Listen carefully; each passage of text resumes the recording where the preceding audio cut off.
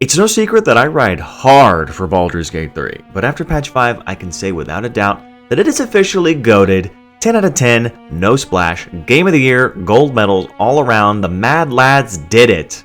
We're going to be talking about patch 5 today with some juicy B-roll footage of the final fight because it feels appropriate. Other than that, this video is going to be completely spoiler free, so rest easy. Firstly, one major complaint I had about this game was the ending. The epilogue before this patch was, mediocre as fuck. After falling in love with an expansive cast of characters and 80 hours of god-tier storytelling, the final cutscene just felt so rushed. Listen to me cope hard in this previous video I uploaded where I make some pretty decent suggestions that Larian may or may not have taken directly from me. Tom had the idea that it should be like, you should spawn in an area at that dock and you should be able to walk around and click on who you want to click on if you want to talk to them. And all your allies that were there before the fight, if they survived, should also be there so you can check in with them. Like, I want to be able to go fist bump Volo and be like, let's fucking go, Volo, we did it! Let me, like, treat it like a campground. Like, have some cool music playing. And they should have a thing where it's like, whoever you chose to side with has a little exclamation mark over their head. And when you talk to them, it should give you one final thing. Are you sure you want to start this conversation? There's no turning back. And that is when you get to go into the long cutscene. Well, either the beautiful people at Larian pay very close attention to the online discussions of their fanbase, or someone has been stalking my streams. Probably the latter. All I wanted was a chance to speak to all the characters that I encountered throughout the game, and take a little time to process the events in the final act. And that is precisely what they gave us in patch 5. This is also a dramatic improvement for any multiplayer playthrough as well. For anyone that has beaten the main story in co-op, you may have suffered the same terrible fate that me and my friends did. Can I at least wave to my friends?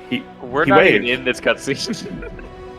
Before patch 5, only the player that landed the killing blow on the final boss gets to interact with any of the NPCs in the final cutscene. In our game, the players weren't even visible.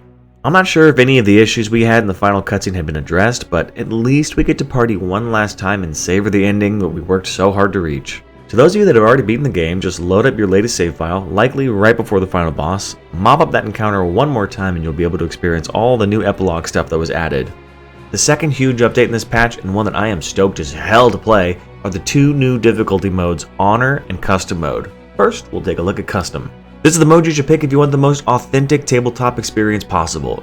It allows you to customize a huge variety of core gameplay mechanics. You can make the game Goo Goo Baby Easy mode by turning off enemy crits, boosting your proficiency, increasing short rest healing, nerfing enemy loadouts, and even seeing the DC of a check before even selecting it in dialogue. Or on the other side of that same coin, you could tweak things to be Burn in Hell Forever Idiot Hard mode. Nerf your proficiency, increase vendor inflation, boost enemy aggression so your casters are never safe again, the list goes on. But if you're an avid D&D fan like me, you can make this shit feel just like a tabletop game. You can hide the DC of every dice roll, hide enemy health totals, hide passive rolls in dialogue, and most importantly, even hide failed perception checks when roaming the open world. Sorry gamers, no more cheesing the game with shovels. I'm curious to see if custom mode will have any effect on unlocking achievements the same way that mods currently do. If anyone finds this out, please let me know in the comments.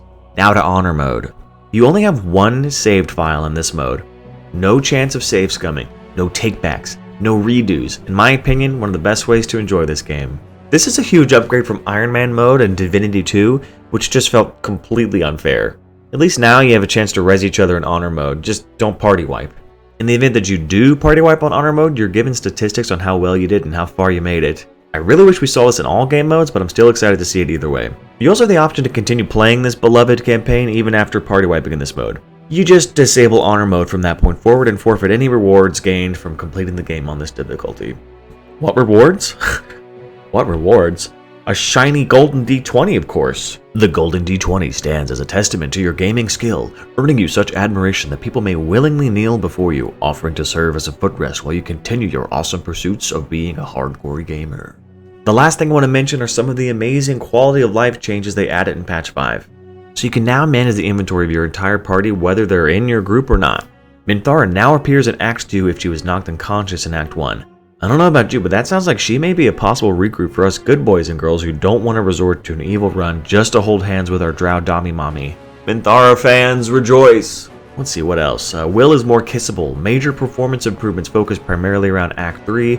Lighting, animation, cinematics, level design improvements, huge tweaks to difficulty especially centered around Tactician and Honor mode, changing up some pretty major gameplay mechanics like action economy outside of combat. Some bosses will have new legendary actions to kind of catch you off guard and spice things up. But most importantly, Aura now drops her weird lingerie-esque outfit as camp clothes. So I can't wait to see Halsin in his new drip. This is obviously a little less than a patch notes deep dive kind of video and more of a love letter to patch 5. It really ignited a massive desire in me to want to immediately replay this game again and again. I'm gunning for that golden D20 and I think it's the perfect excuse to meta/power game to the best of my abilities.